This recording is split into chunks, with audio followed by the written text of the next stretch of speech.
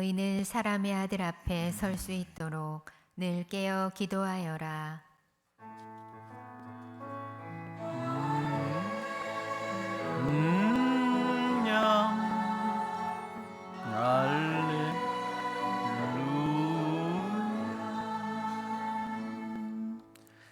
주님께서 여러분과 함께 또한 사제의 영과 함께 마테오가 전한 거룩한 복음입니다.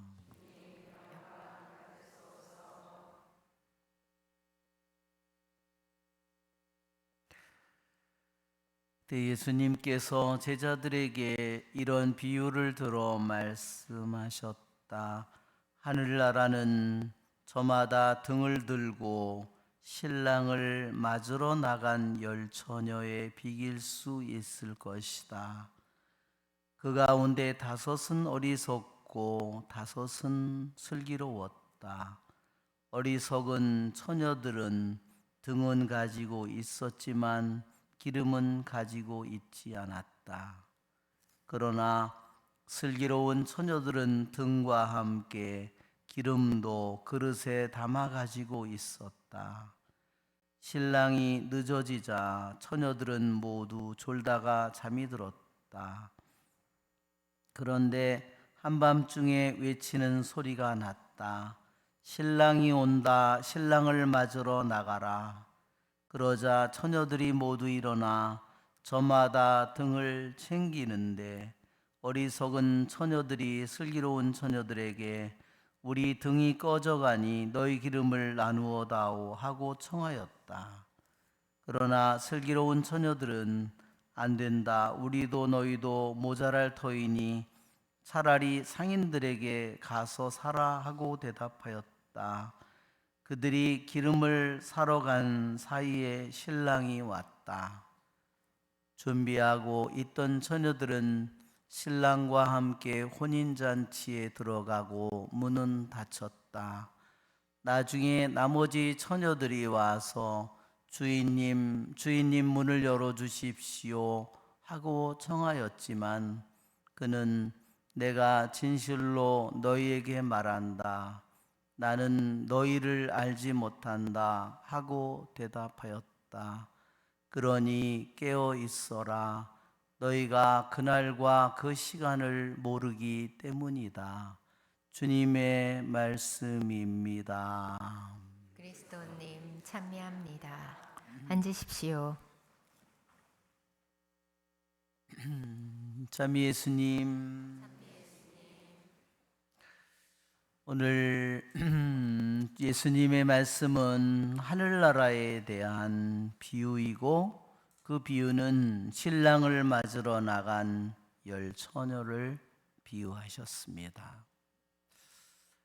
이 비유는 우리들이 너무나 잘 알고 있는 비유입니다.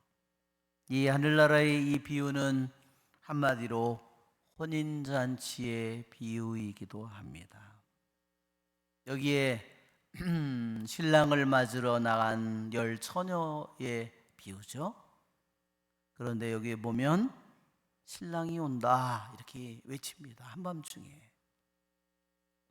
그래서 한편으로는 우리들이 신랑을 맞으러 나가는 우리들이 신부의 입장에서 우리가 주님을 맞이할 수도 있어요. 그러나 오늘 예수님의 비유는 그거보다는 신랑을 맞으러 나오는 신부의 둘러리의 얘기를 통해서 우리들이 신랑을 맞으러 나가는 우리의 마음을 주님께서 좀 단계적으로 준비시키고 있는 것입니다.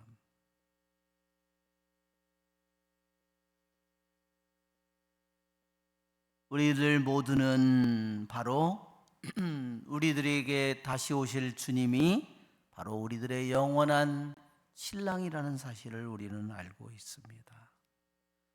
우리는 모두 하느님의 모습대로 만들어져 있고 그분과 하나가 되도록 부르심을 받았기에 그분은 우리들의 영원한 신랑이 되십니다.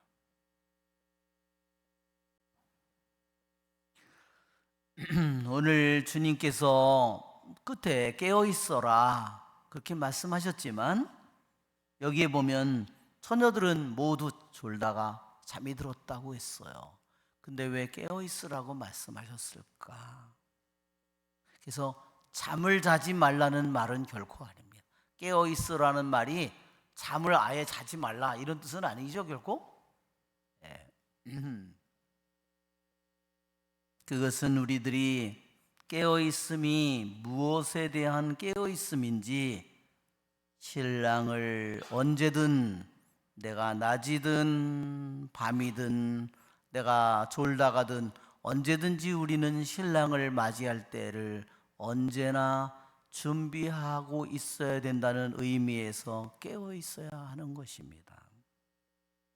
오늘 특별히 주님은 등을 가지고 밤중에 기다리는 처녀를 통해서 이 비유를 들려주셨습니다. 그 당시에 2000년 전에 등은 어떤 등이었을까? 그것은 올리브 기름 등잔이에요.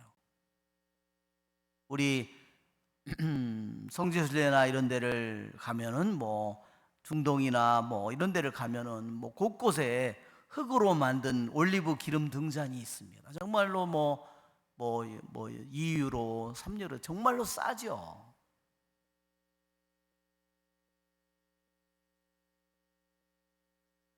그러나 우리들이 성지순례를 가면은 꼭 반드시 사와야 될 것은 그 올리브 등잔이에요. 왜 그럴까요? 그 올리브 등잔을 누구를 가리킬까요? 나를 가리키는 겁니다.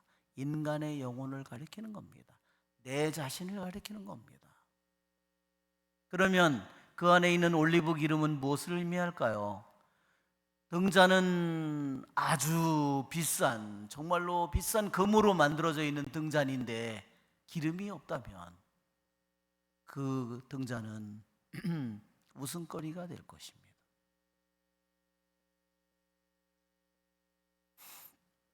왜 예수님께서 등잔을 가지고 비유를 하셨는지, 그리고 기름, 그 속에 들어있는 기름을 가지고 비유를 했는지 우리는 잘 생각해야 됩니다. 나는 신자로서, 신자라는 우리는 올리브 기름 등잔의 모습을 가지고 있습니다. 그것이 우리들의 영혼이고 우리들의 마음이에요. 그러나 언젠가 여기 있는 것처럼 그 등잔이 계속 타고 있는 영혼도 있고, 어떤 영혼은 기름이 떨어진 영혼이 있다는 겁니다. 그 기름은 무엇일까? 교부들은 그 기름이 사랑이라고 했습니다. 내 영혼이라는 등잔에 하느님의 사랑이라는 기름이 끊임없이 타고 있는 영혼이 있는 반면에 그 영혼이 꺼져 있는 영혼이 있어요. 끊임없이 남을 고발하고 남의 잘못만 들춰내고 끊임없이 남의 잘못만 기억하고, 그러나 자기의 잘못은 기억할까요? 자기의 잘못은 기억하지 않습니다. 자기는 완벽합니다.